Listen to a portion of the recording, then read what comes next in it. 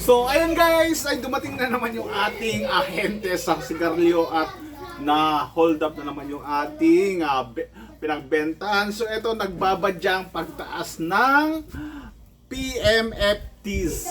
So ito binigyan ako ng tip at sabi nga niya habang hindi pa tumataas ay bumili ka na sir ng marami. Yan po ang sabi sa akin, kaya mukhang nakaramdam ako kasi guys in-update yung ating app at talagang sinabihan ako ng bumili na ng konti habang hindi pa siya tumataas. So parang nagpaparamdam na siya at sasabay na doon sa JTI ng pagtaas guys. So hindi siya magpapatalo dahil December na ngayon ay marami nang nagtataasang mga presyo dito sa ating tindahan. So sa lahat ng mga nakasubaybay dito sa ating YouTube channel, maraming salamat sa inyo. Kahit hindi po tayo masyadong nakakapag-upload ay nakikita ko at marami pa rin pong nanonood dito sa ating tindahan. Hindi po tayo masyadong nagiging update dahil alam naman po natin ay nandoon po tayo sa kabila. Pwede nyo akong i-follow doon sa ating Facebook page doon dahil na malakas po tayo doon sa kabila. So eto, update lang po tayo guys dito sa ating mga paninda.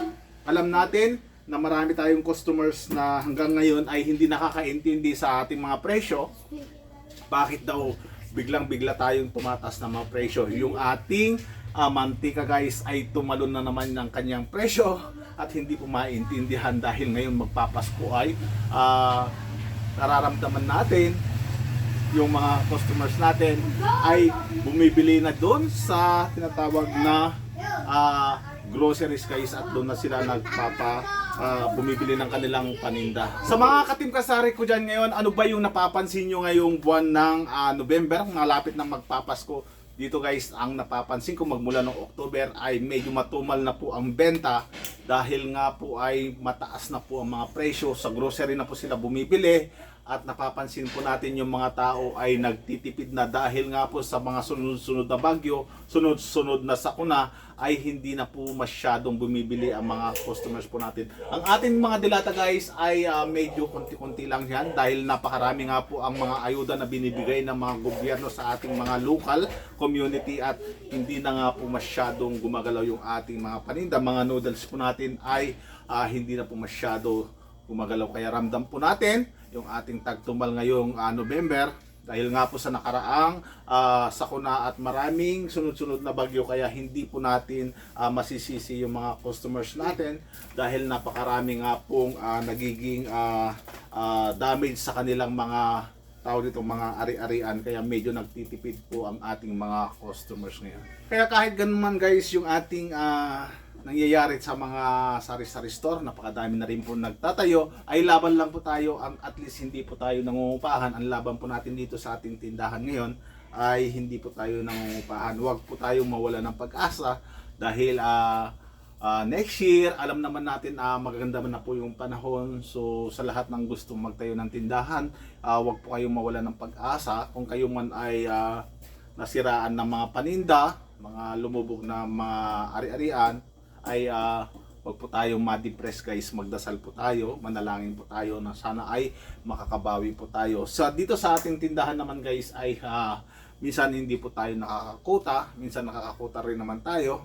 At ang lamang po natin dito guys ay meron po tayong ibang other source of income, meron po tayong mga palayan. So hindi po natin nagagamit yung ating tinatawag na tubo dito sa ating tindahan. So nag-ikot-ikot lang, napapaikot lang po natin yung ating capital. So wag po tayong mawalan ng pag-asa kung tayo ay nadaanan ng bagyo. So ayun, mega shoutout sa lahat ng ating mga OFW dyan na sumasubaybay dito sa ating YouTube channel. Marami pong nagpapasalamat sa ating mga vlog nung mga una nating vlog na sila ay nakapagpatayo na ng tindahan ngayon dahil na-inspired po sila at na-motivate po tayo, kasi alam naman po natin yung mga OFW ay napakadami pong sakripisyong binibigay sa pamilya. So sana pag uwi nyo dito sa Pilipinas, hindi man tindahan o sari-sari store ang inyong may put up, ay makapag patayo kayo ng business o kaya yung mga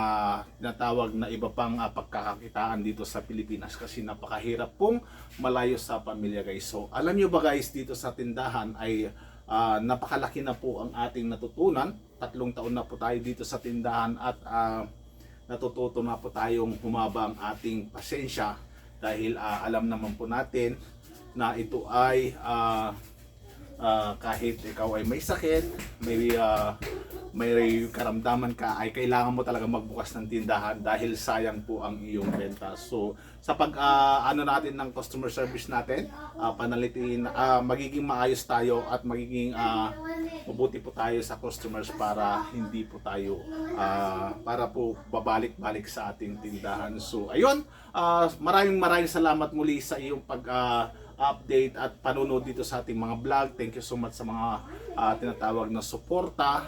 Pagpatuloy nyo lang po ang inyong business kahit maliit lang po yan. Kapag araw-araw yan ay nag-generate kumikita, ay lalaki at lalaki po yan. Kayang-kaya nga itong pag-aralin ng iyong mga anak.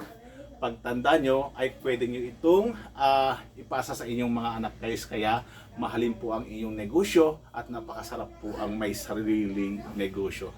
So hanggang sa susunod na vlog natin ulit. Bye!